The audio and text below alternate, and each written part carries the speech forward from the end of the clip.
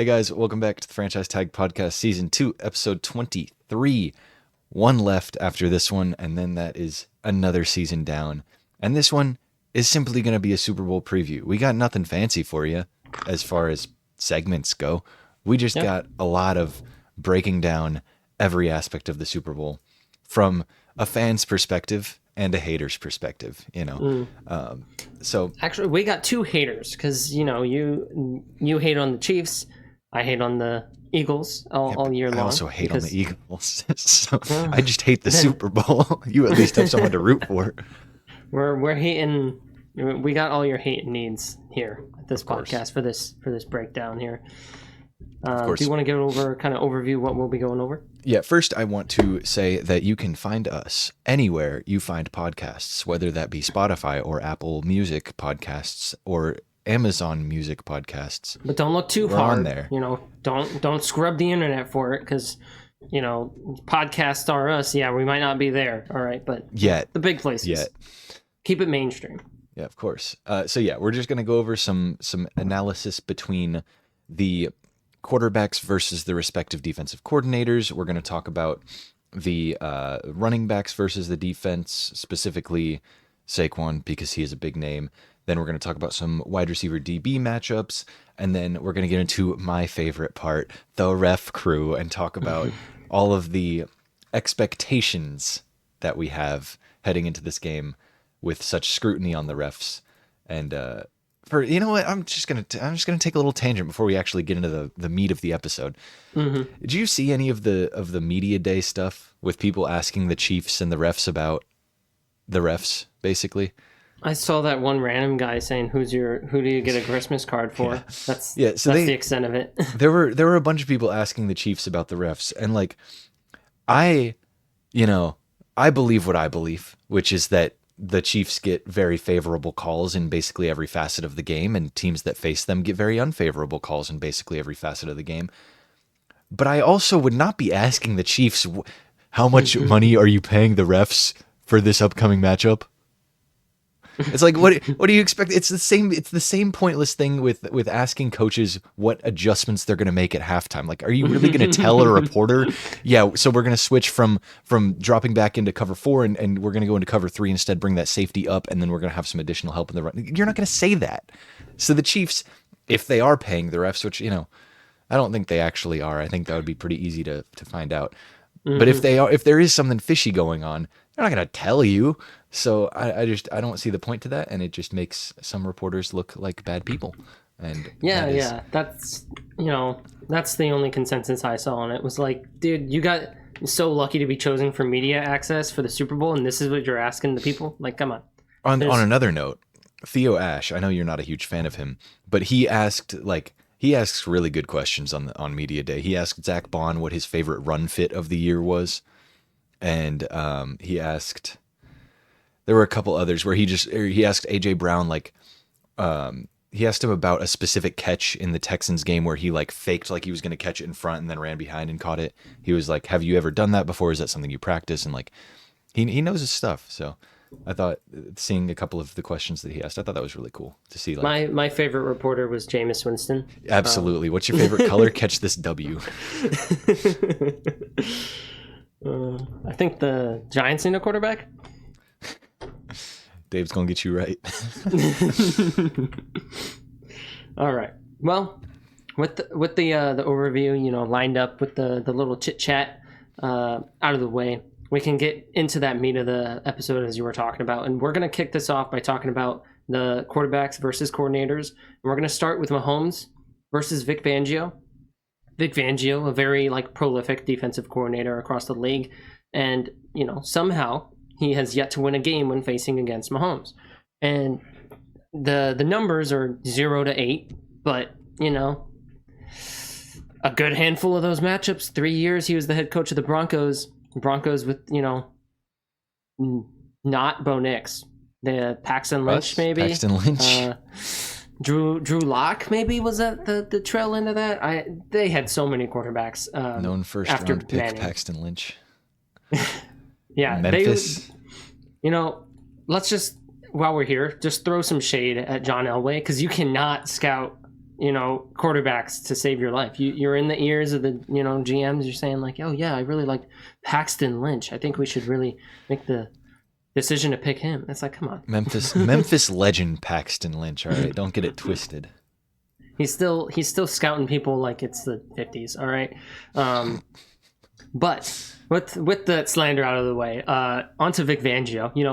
6 of these matchups against Mahomes did come as a head coach of a bad offensive team because it was led by bad quarterbacks most of the time. So we've got this graphic up table. I'm sure you'll just throw it right above us in the edit. And with this table, it's just a nice overview of how the teams have performed, how Mahomes is performed against the teams that Vic Fangio has, spearheaded. Now that first 2019 game, Mahomes left with an injury, hence his 10 out of 11 stat line for his completions. Every other one he did play in full. And then these past 2 games he played against Fangio when Fangio was a defensive coordinator. So you look across the board and, Mahomes is averaging, Mahomes and the offense are averaging right at the bottom 24.1 points per game to a measly 14.4 points per game for Vic Fangio's, offensive counterpart. And whether it be a bad Denver offense or just, I believe one of these games he was with Miami with no Tua, and then late in the year with Tua. Not going to be a great offensive heading, and only putting up 14 points. Of course, you're not going to be winning any of your 8 matchups against really any team, unless this was like a Thursday night football matchup. Then 14 points is enough to win, but generally it's not. 14 points. Oh my God. Record breaking on Thursday night. Good Lord. Yeah. Come on. We had a 12-9 freaking Thursday night. Like ultimately 230 pass yards per game, like basically 1 to 2 touchdowns a game, and really not that many interceptions. Like it basically forces Mahomes to play a safe game, which I think he's poised for the best opportunity that he has had yet to win, because the Eagles offense is so much better than any of these other offenses that he's had on the other side, whether that's, with the Broncos with their QB hell, shout out Matt, sorry for, the whole thing. And then the Dolphins late in the year with Tua or no Tua. And so finally he's got quality running back, quality ish quarterback, quality receivers, great offensive line. Like that offense is poised to succeed. Kellen Moore as well is not bad. So if there was ever a game to break that streak of him losing to Mahomes, this is the one where he's set up the best for it.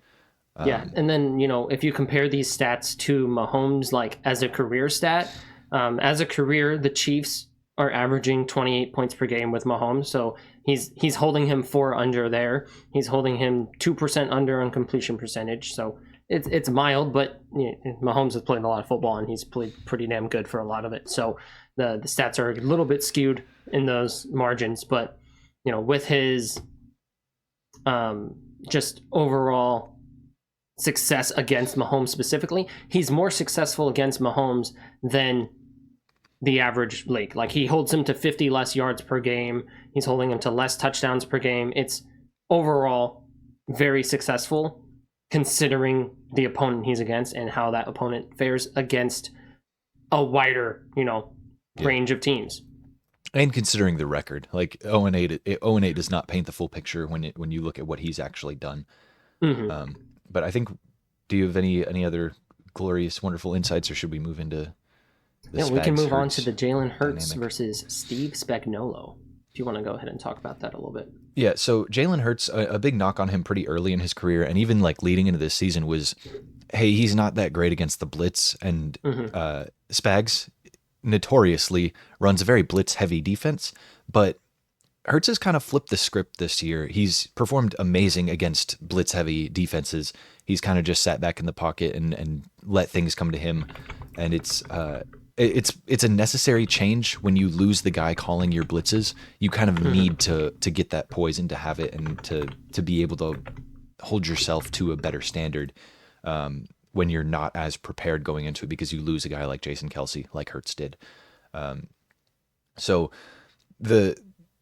I guess Spags would either need to change his game plan or just hope it works like it did against Josh Allen somewhat. Josh obviously still torched him a bit, but at that very end of the game, one of those classic Spags blitzes, and he had kind of set it up to where he was showing blitz from one side and actually blitzing from the other basically the entire game. And then the last play of the game, he showed blitz from one side and actually blitzed from that side.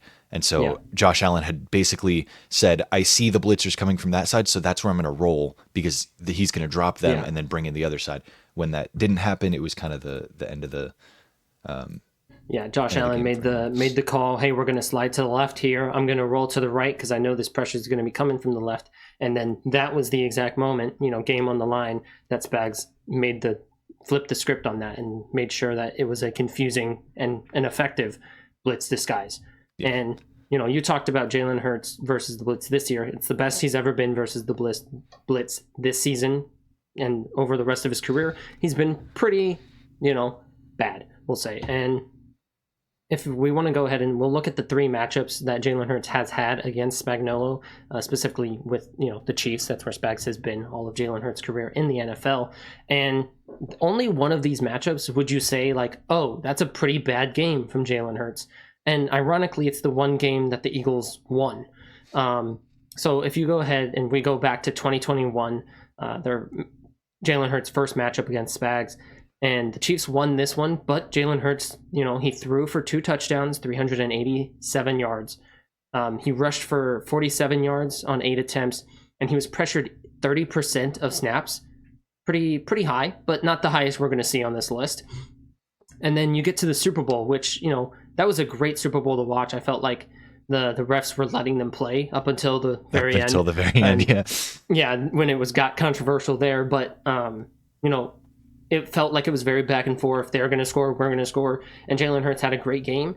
Now, a lot of that came off of like the prominent tush push that was going on that entire season for the Eagles, but he still passed for 300 yards. He passed for a touchdown. He took only 2 sacks in that game, which I didn't mention, but he took 3 in the prior matchup. But these 2 sacks in the Super Bowl were only for 2 yards lost. So, yeah, it's a sack, but not really a sack. It's not as impactful as others. I was going to say when there's less than 5 yards lost on a sack, I feel like it's more of like the pocket has broken down, you've stepped up and then you get hit, or you're trying to get to the line of scrimmage, like you've already committed to the run, and it's more of like a tackle for loss than a sack, I feel like at that point. And it'll never be considered or counted that way, but as far as momentum swings and actual impact to the game, I feel like it has about the same impact as like a run you stop in the backfield rather than blitzing off the edge, coming in, hitting the quarterback, getting a sack. It's not the same as it's not like a 5-step drop and he's looking downfield and gets clobbered for a loss of like 8 or 10. Yeah. Like, no, he's lost a yard each sack. This is very minimal. And then also in that Super Bowl, he rushed 15 times for 70 yards and 3 touchdowns. Now in the Super Bowl, they managed the blitz very well. They lost by 3 late in the game. Those tight decision with the whole holding PI call that happened near the end. He was only pressured 21% of the time in the Super Bowl. And then we look at the 2023 matchup, the latest. This was, revenge game, I guess, for the Eagles after losing the Super Bowl the year prior. Eagles come in, and Jalen Hurts only passes for 150 yards. He throws an interception and no passing touchdowns. He gets sacked 5 times. And he lost 26 yards on those. So those are like, actual substantial. Like those are those 5-yard sacks you were talking about. Yeah. He rushed 12 times for just 29 yards, but he got 2 touchdowns on those. But he was pressured 39% of the time. And so, we look at the way he's improved against blitz. And it's been semi-gradual. Like it was like, oh, he got a little bit better, but he's still bad. He got a little bit better, but he's still bad. And now he's like actually good. This 39% pressure rate is what you want to really avoid at this point. Like it's the Super Bowl. You don't want over basically, round this up. Half of the snaps you're taking, you got 3 tries to get a first down. And one of those tries, you're going to be pressured on. You're going to have a pressured throw that you have to, be quick on. And this is the type of game that you wouldn't want for Jalen Hurts, but this was the game that the Eagles won. So is it going to be like, oh, a real Jimmy G moment? He's going to play horrible and they're going to win, but if he plays good, they lose. This is kind of the matchup for Spags and him. Is he's gotten a lot better than he has been in the past versus him. That's why he's 1-2 against Spags, and he's gotten better at the things that Spags is great at sending. So it's going to be really interesting to see the way the protection holds up and the way that Spags tries or doesn't try to send that blitz versus a guy who's been much improved against the blitz this season. Yeah.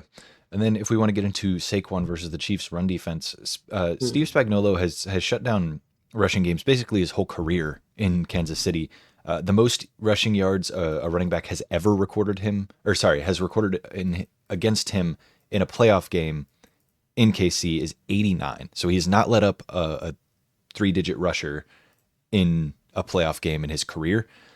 But I definitely feel like Saquon is the guy to do that, because like as good as the Chiefs are, as good as their defense is, as good as Spags is, there's just something about Saquon and that Eagles offensive line. It's like a very talented, high quality running back running behind an extremely good run blocking offensive line. And I think it's headlined by Mekhi Becton, honestly. Like that's the name that sticks out most to me. He was a tackle for the Jets that really did not work out. The Eagles move him into guard, and he's a like 6'7", 330-pound guard that just moves people. And when you just tell the big guy, hey, go push that guy, and he goes and pushes that guy, and then you've got the most talented running back in the league running behind that, it's going to be kind of hard to stop. And I believe in Chris Jones. I don't like him, but I believe in him, and I believe in Nick Bolton and the linebackers and their discipline, and I think they're good at stopping the run. But I think we will probably see a 150-yard game from Saquon, all-purpose yards maybe thrown in there.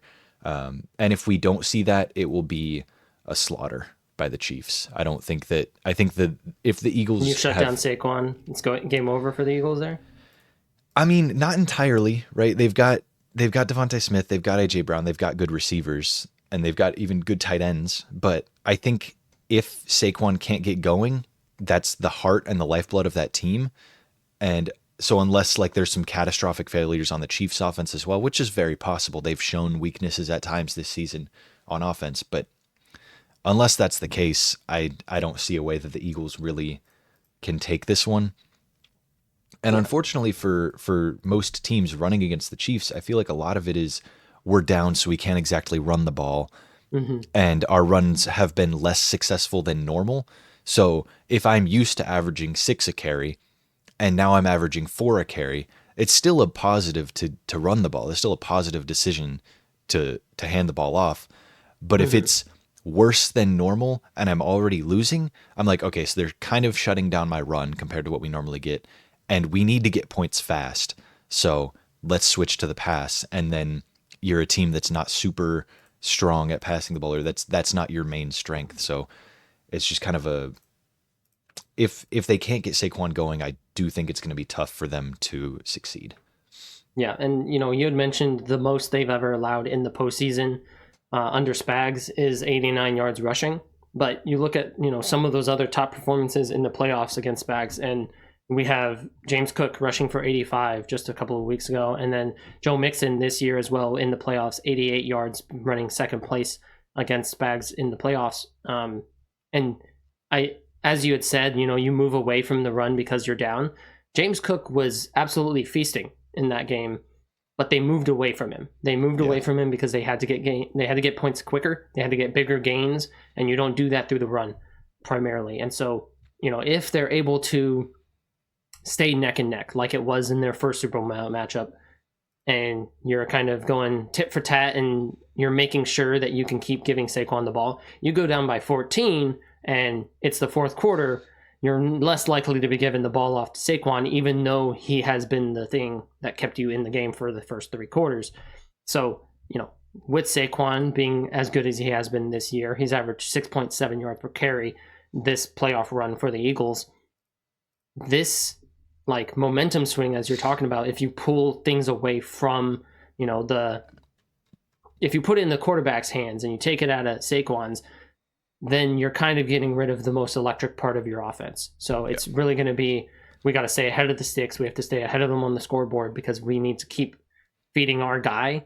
Because if they move away from that and Spags is able to lock in on the fact that they're passing and he sends those exotic blitzes, that's, to me, going to spell the offensive troubles for the Eagles in this game. Yeah. Then do we want to get into some of these wide receiver and DB matchups? Or not necessarily wide receivers, DBs, but just these, I guess, passing game matchups catchers that we'll see. Yeah. So we can definitely do that. Do you want to open up with anybody in particular? We do not have to go in order. I would like to cover these. You know what? Let's start off with Kelsey, because I guess he is the most polarizing prospect in this game, I think, other than Saquon. But Travis Kelsey and the Eagles linebacking core, because we assume that linebackers will be covering tight ends, especially a guy like Kelsey, who is very talented at finding open space, but he's not super fast, so it's not like you have to assign a DB to him. I guess we might see some help from a guy like Cooper DeJean or DeJean, sorry, or one of the safeties. You know, we could see that happening, but ultimately, it's probably going to be Oren Burks and Zach Bond, the linebackers of the Eagles. Burks has only seen 147 snaps this year because Nakobe Dean was getting those snaps before he got hurt. But Zach Bond is one of the best linebackers in the league. He is the best pass coverage linebacker as far as PFF is concerned. So I would not be shocked to see him kind of shadowing Kelsey. I know he likes blitzing as well, and he's really good when he blitzes. So it may be kind of a put a couple guys on Kelsey, put one guy to kind of play underneath, one guy to play over top, and really just remove him from the game. But then you get into the Chiefs wide receiver room, which may not be like star-studded, but it's definitely a lot of names that can make an impact. And one you don't even have written down, but I think will probably make a decent impact, is D-Hop, because he has sure hands and he's not like the clear-cut wide receiver one on the Chiefs. So it's not like they're going to be shadowing him or something, but I think that could be a really interesting place to go in a pinch, is just find D-Hop. He's not been here before, but he's a veteran with good hands who really wants a Super Bowl before he retires. And I would be interested to see his impact in the game. Yeah, and as you mentioned, D-Hop, I did originally have DeAndre Hopkins on the docket, and then I replaced him with who I'm about to talk on, Hollywood Brown, because Hollywood Brown in this playoff run has had significantly more targets than D-Hop. D-Hop has had, I think it was like one a game, maybe even less than that. But Hollywood Brown in the game against the Bills, I mean, we saw him get like fed the ball for a whole drive, it felt like. And when you look at this wide receiver 2 spot for the Chiefs, like, yeah, it's a cacophony of people. It's got Juju, it's got D-Hop, it's got Hollywood Brown, and they're all hanging on. I'll say they're not all at like the peak of where they have been at in their careers, and they're all kind of on this push for the Super Bowl. For Juju, he's already got one. Hollywood Brown doesn't. D-Hop doesn't, and you could see any one of these guys be the actual wide receiver 2 in the game to actually get that, second share of targets throughout the game. Assuming, Kelsey is going to be one, and Xavier Worthy, he's not exactly going to be the guy that gets every target. He's just going to be the guy that gets, the big shots. So with this matchup, for what I presume is going to just be wide receiver 2 as a whole, Hollywood Brown, D-Hop, or Juju, I would predict that this would be facing off against, Darius Slay out of the DBs. I know they kind of stick to a side, but as we'll talk about when I get on to Xavier Worthy, I think that, trying to match up Quinyon Mitchell with Xavier Worthy is your better play than Darius Slay on Xavier Worthy. So, you look to see how any of these wide receivers could really dominate over Darius Slay, and they're all kind of in that same wheelhouse. They're veterans, they're a little older, they're a little past their prime, so it's a tighter matchup, any of these players versus Slay, than any of these players versus Quinyon Mitchell, who is, fresh legs, he's rookie, he's been playing great. And now I'll go ahead and I'll segue into Xavier Worthy, and then we can run through the rest of the Eagles when I finish up here. But with Xavier Worthy, covering somebody who runs the fastest 40 of all time is going to be difficult. But Quinyon Mitchell, as I said, he has held things down. He's played great this entire year, and you would definitely double Worthy. It's not going to be, he's over there with Q on an island.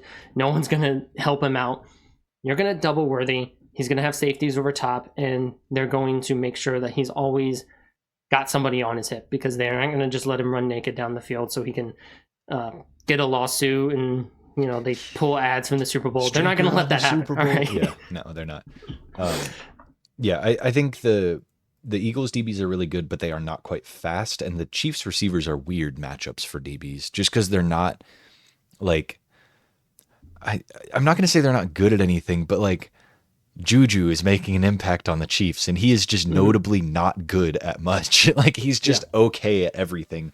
And Hollywood Brown is coming off some injuries, and he's looked fine, but I don't know if I would trust him to be a one. Xavier Worthy is young; he's had his issues, and he's really fast. But if they get like safety, like a deep safety to shadow on that whatever side of the field, and just watch the deep shot to Xavier Worthy and hope that you can cover against that. But yeah, it's definitely an interesting, it's an interesting receiver room, and the Eagles DBs are good, but I just don't know. I don't know why the Chiefs receiver room works, but it does. And so I don't know how to defend it because I don't know why it works. So yeah, it almost feels like the wide receiver room works because all of them are just pulling Kelsey's out there. Yeah. Like they're all just like going to find space.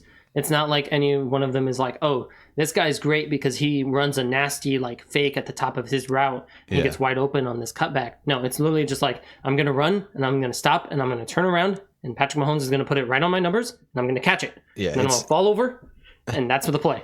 they're not exceptional route runners in the sense of like making hard cuts and getting to the spot. They're exceptional route runners in the sense of finding where the route is supposed to be run. Because that's all they have to do. But we can get into some of these the Eagles side of things now with A.J. Brown, Devontae Smith, and Dallas Goedert being their top three targets. A.J. Brown, I would assume, is going to be matched up with Trent McDuffie. McDuffie's been great, and I think that we're seeing, this is not something that you have researched at all, but I think we're seeing something similar to what we saw in New England, where like guys like J.C. Jackson look like lockdown corners under Bill Belichick, and then he goes and gets a bag and does not look good at all.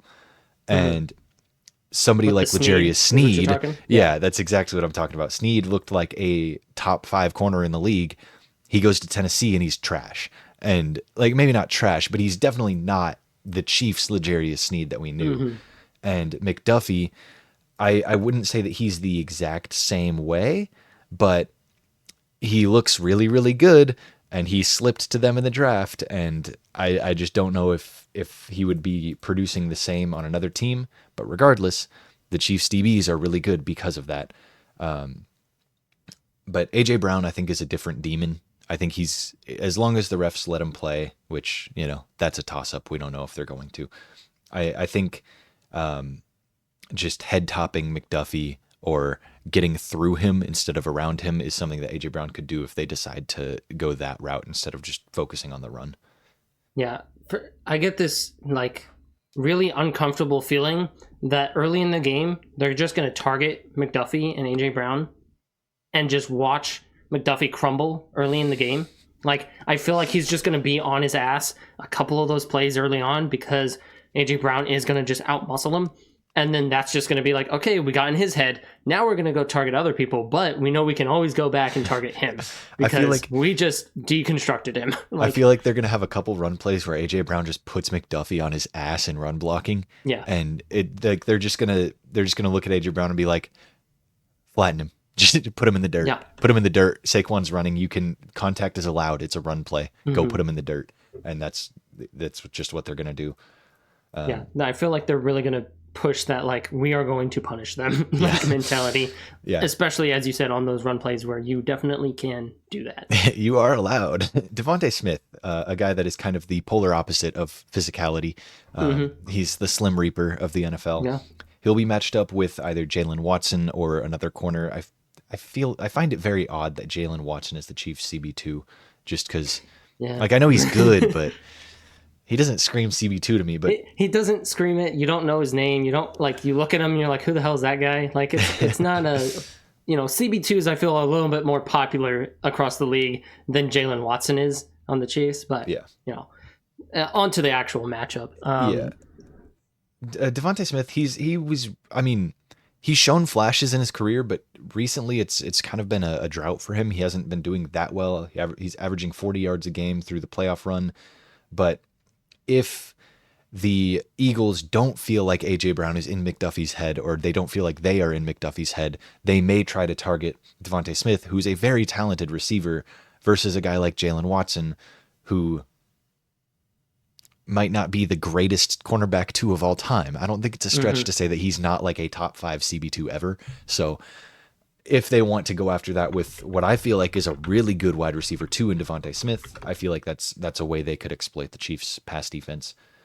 Jalen Watson, like, he's not, like, as we talked on it, he's not super popular, but that doesn't mean, like, you just know he's bad because you don't know him. Like, overall, per PFR, he's only allowed 17 yards in the past 2 playoff games. That's pretty damn good. He's locking down the, wide receiver 2. He's not matched up against wide receivers 1, so he doesn't really have that, like, star-studded like sense of like, oh, he just locked up Terry McLaurin to 0 catches. Like, no, he's not doing that. He's locking up CB2. He's locking up De'Ami Brown. This isn't an actual matchup I'm saying that happened because different conferences, but just the idea there. Jalen Watson is a good, corner. No, I didn't mean that he was not a good corner. I just mean like, as far as the rankings of CB2s and the rankings of wide receiver 2s, I feel like I would have Devontae Smith as a better wide receiver 2 than I would Watson as a CB2. Yeah, and I feel the exact same way. I feel like Devontae Smith is the matchup they would want to exploit because, while McDuffie, you could punish him and put him in the dirt.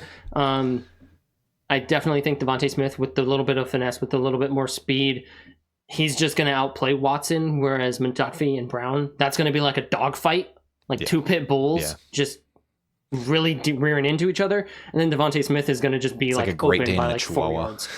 Yeah. Just to keep up that keep the analogy going, man. Yeah. And then we get into Dallas Goedert and the Chiefs linebackers. Nick Bolton's a guy we've been a pretty big fan of for all of Franchise Tag's life cycle. We did the 2021 draft. Nick Bolton was part of that. We liked him. And then Drew Tranquil as well. Bolton has not quite been the same as he has in years past, this year in coverage at least. Still been good against the run, the entire Chiefs defense has, but there's just been a kind of evening of the playing field between Tranquil and Bolton. And I would be curious to see what they decide to do as far as covering Dallas Goedert. I don't know much about the Chiefs defense when it comes to covering tight ends, and they have a pretty good one to practice against as far as covering tight ends goes. And so I'd be curious to see how much of a non-factor Dallas Goedert could be, or how much they're just like, you know what, Drew, go cover him, and we'll deal with the consequences. Bolton, you got to stay here and make sure the slot receiver or the running back doesn't get out and make a play. Yeah, and I think honestly that probably will be the route they take. Like I would imagine they're probably gonna like banjo call him, like, oh, if he goes this way, Bolton, you take him. If he goes that way, Drew, you take him. And I honestly just feel like Bolton's primary role in this game is going to be like, okay, he's going to play spy. He's going to keep his eyes in the backfield. He's going to just try to make a play on the ball if it comes his way, or he's going to try to reel and play contain on Hurts. Because if they're sending these blitzes, sometimes you muddy up your lane assignments. You're not going to actually do that, really good like shell encasing around the quarterback and squeeze. You're going to just kind of run in willy-nilly. You're going to flush him out, and then you want Nick Bolton to be the one there. Like, okay, I'm going to just run parallel to this. I'm going to make sure he doesn't have a passing lane over me, and then I'm going to go rally and make this tackle on him. Dallas Goedert, though, he has been playing really good, playing better than Devontae Smith, really. So this is another one of those matchups where, like, okay, A.J. Brown, if he's not getting what the Eagles want for A.J. Brown to get in this game, Dallas Goedert has been a great just like safety blanket for Hurts to hit. And he's not as flashy as Devontae Smith. If Devontae Smith gets like a deep 15-yard dig, and then he turns upfield. Dallas Goedert, he's going to get that like, hitch route, turn it upfield, and get a first down off of it. So, I think overall, when we're looking at, each of these matchups, like as we said, wide receivers are pretty muddy for KC, and the DBs for the Eagles are great. And so the way you want to target that is going to be Kelsey, but he's facing a great linebacker. Yeah. When it looks to this, it's like, okay, the DBs are great and the wide receivers are good as well. And then you have Dallas Goedert and a more mediocre linebacker room. So I think Dallas Goedert will be the main player in the passing game to kind of open things up for Devontae and for AJ Brown to get themselves going. That is, of course, unless they just put McDuffie in the dirt 4 times in the first drive and then just target him the whole time. Yeah. And I guess the last point I want to get to before we get into the refs is just that I feel like this Eagles team is probably one of the most complete teams I've like in recent memory that I've seen.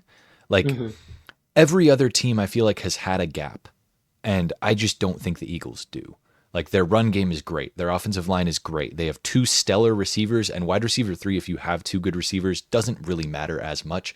They have a great tight end in Goddard. And Jalen Hurts, as much as we like to rag on him every now and then for some bad decisions and for him not being the like greatest creator of plays, he is a good quarterback, and he's more than capable of leading a successful team, as we've seen him do all year. And then on the defensive side of things, they've got a really good mix of young talent and veteran talent to both have the juice to keep up with fast guys, as well as the knowledge and the discipline to keep up and make tackles when they need to. And I just really like this Eagles unit, like the team as a unit, because I feel like even if one person goes down and creates that gap, there's so much more talent on their roster that they will be just fine. Yeah. Obviously, the Georgia-built front 7 is really good for them, and we've seen, a lot of success from that unit with Jordan Davis, Jalen Carter, and the edge rusher Nolan Smith has been really good. There it is. And then Nakobe Dean was also Georgia, right? Yep. And he's injured, won't be playing, but he's been really good, and we've just seen so much of that team playing as a unit, and it's finally been put together in the best way possible with Saquon as kind of the final chess piece. But and I'll do the counterpoint for your point on the Eagles being one of those most complete teams. The Chiefs are like one injury away. Like if Xavier Worthy goes down, now you've got like really just the group of old guys. You got the senior citizens out there running routes. It's not going to be a pretty game if they can't challenge you deep, make a safety stay deep on every single play. It's going to get a little ugly if Xavier Worthy gets hurt or if Kelsey gets hurt. Like, Kelsey, as we said, he's facing a very good linebacking core. He's probably not going to be a huge impact, but he always feels like he's not going to be a huge impact and then is. He just goes for 118 because he goes like this and he goes fee-fi-fo-fum down the field. Yeah. It just really feels like, they're weaker. They're a thinner slate. They're on thin ice. If something breaks, it's all going to collapse. And I just feel Eagles, like I've been... if the Eagles lose one person, like they have, they lost Nolan Smith, or not Nolan Smith, sorry, Nakobe Dean. Yeah. They have a new guy. He's coming in. He doesn't have that many reps, but they've got a really great piece right next to him still. Like, you still have 2 great linebackers. Like, you're not going to just fall off a cliff when you need to go into your depth. And that's where I feel like this game, if I hope it's injury-free, but if there is an injury, it hurts one team a lot more than it hurts the other team. I feel like I've known that the Chiefs have their issues and they have their like weaknesses, and I've been waiting for them to matter, and they just haven't mattered so far. And I'm just hoping that I genuinely feel like the Eagles are the better football team. And if the Chiefs are able to beat them by just outplaying them, that'll be an impressive feat for them. But if they beat them by some questionable calls and the Eagles get no favors given to them, and all like they, if it's tilted one way or the other and it's a close game, I'll feel a little bit jaded for Eagles fans. And I guess that's a good segue into it's a good segue into the. You know what? Yeah, you're right. You know, they beat my Patriots with the haters guide. yeah, they beat my Patriots in the Super Bowl that one year. Fuck them. You're right. You're so right. But anyways, You got to get back to your ways. yeah, into the referee crew, and something I do want to address. I kind of talked about it a little bit to start the video, of all these questions being asked of the refs. As much as I think it's dumb to ask those questions, bringing it to light is a good thing, because now the refs and the league know that it is on a national stage and everybody's watching for it. So if you favor the Chiefs, it's going to be like the league is going to be torn to shreds by everybody who watches that game, because people are watching for it so closely. And so I feel like maybe this is just, blind optimism, but I feel like the refs are being forced to call a fair game, because if they don't, there are such dire consequences of there will be no coming back from that. The Chiefs dynasty will always be marred if there are calls in this game that are unfair and favor the Chiefs. It will always be marred by the refs. And if they just let them play, the Chiefs dynasty would still be a great dynasty without the refs. It just wouldn't be maybe quite as good, but anywho, this ref crew is led by Ron Torbert, who has worked the Rams versus Bengals Super Bowl before, and then Boris Cheek, who worked the 2020 Chiefs Niners, 2016 Broncos Panthers, and 2007 Giants Patriots games. Those are the guys with Super Bowl experience. Everybody else does not have Super Bowl experience on this ref crew. And something of note is that Ron Torbert has his crew that he's worked with all season, and nobody on this Super Bowl ref crew is a member of Ron Torbert's normal crew.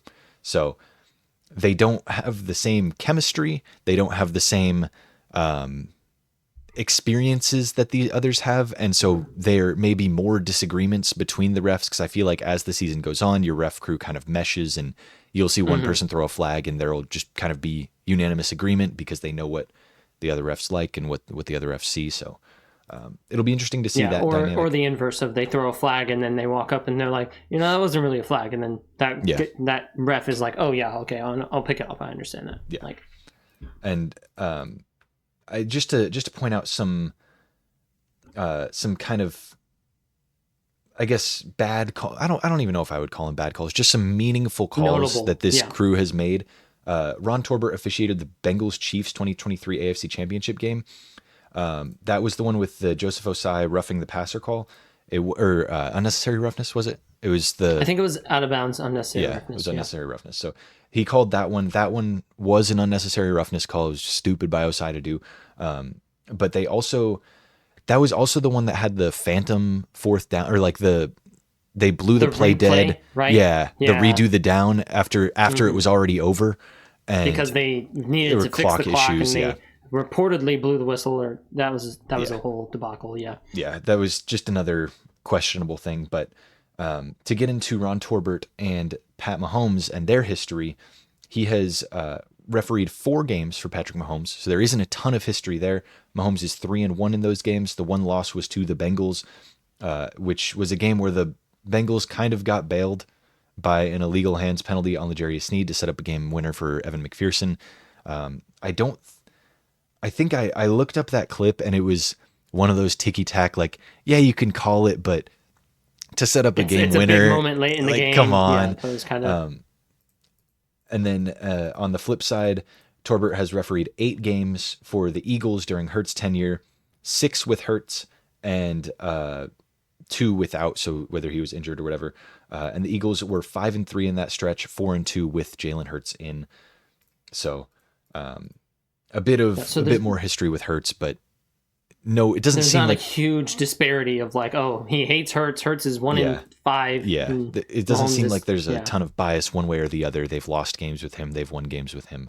And so I guess my little hopefulness with my hatred so far this season for how the refs have refereed Chiefs games is saying we got maybe 3 they're the different chance. Teams we hate in this matchup. All right, the refs, the Chiefs, and the Eagles. We both hate the Eagles, and we both hate the refs. All right, the refs horrible, no matter what.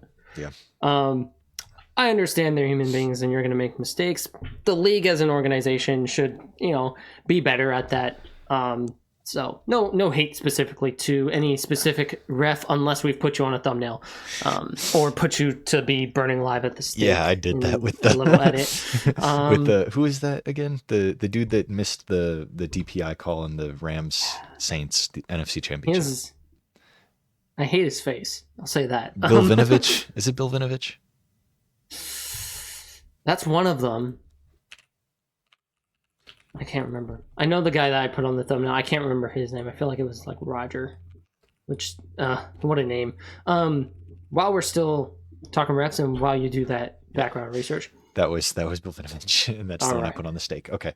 Anyways. I do want to touch on Boris Cheek having also reffed the Chiefs Niners early on, because there's a lot of flack that gets thrown that way for the way that game was reffed, and what was calls and what wasn't, and the way that right as the Chiefs started to fire up and get going late in the game, that it seemed that the Niners were getting more calls late in that game. So as you said, with Torbert being the head ref and he's going to be the one to make those like decisive calls on every single one, Boris Cheek being the one who has Super Bowl experience as well, and Torbert has minimal, he's less than Cheek does, but Cheek has notably had bad calls in the past on the big stage, so especially in a Chiefs Super Bowl as well. So it's it's worrying to see him be in this, but the ref crew of the Super Bowl is made by the refs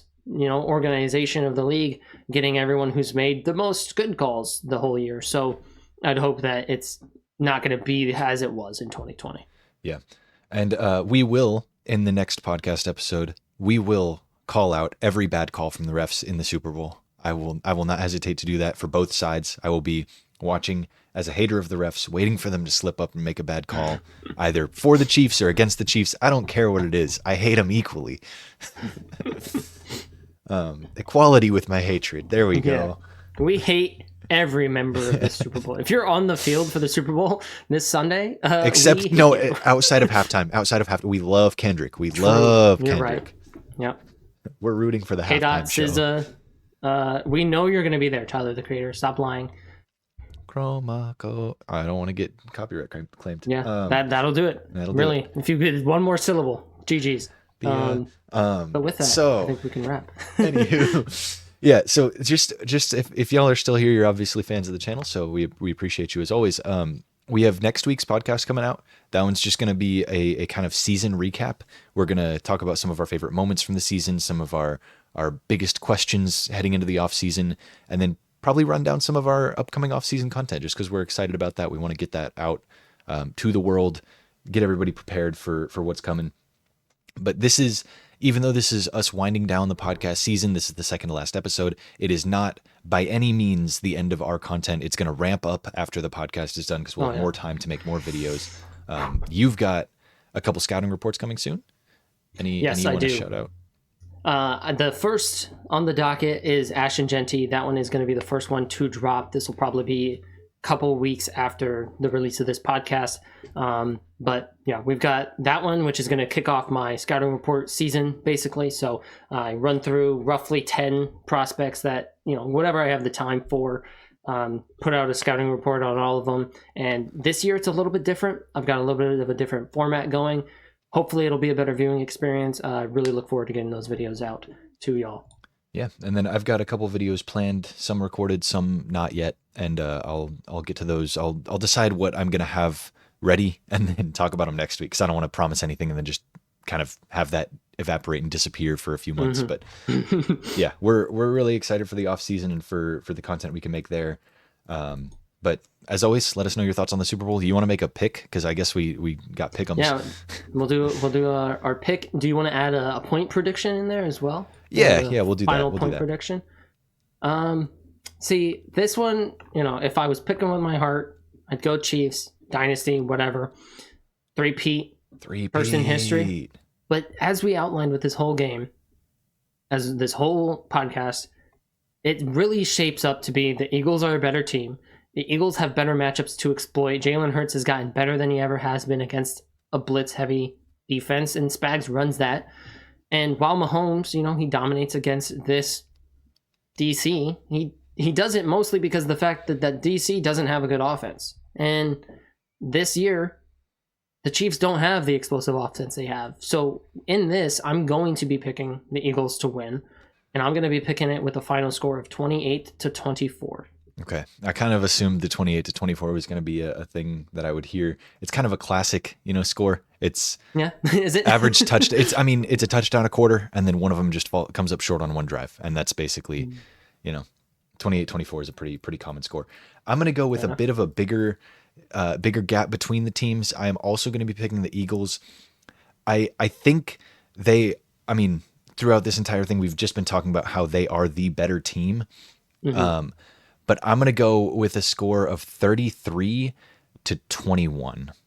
So I'm going to go with a 12-point Eagles win. I don't know how they're going to get to 33. Yeah, 33 is interesting. So I guess in my head it was, you score 21 and then kick a bunch of field goals, but maybe an extra point gets blocked somewhere in there, or two. Or they get an extra point blocked, go for two, miss the two. So yeah, that'd be 33. Either way, both picking the Eagles. Can't wait to see the Chiefs win. And Travis Kelce proposed to Taylor Swift at midfield and then retire. And then she says no, and then we have a generational run of 3 albums, all of them getting deluxes, all of them being like, I'm not actually going to say any lyrics from. And then Travis Kelce. And then Travis Kelce turns that into fuel and comes back stronger, faster, and better than ever. Oh, yeah. And plays for another 5 years. And the Chiefs win 5 more Super Bowls in a row because she said no. Yeah, cannot wait for that. I'm so glad we got the script early for that 5-year season head start. The writers really know what they're up to this year. They're screwing my boy Drake May. They're not letting him win. All right, guys. Deuces.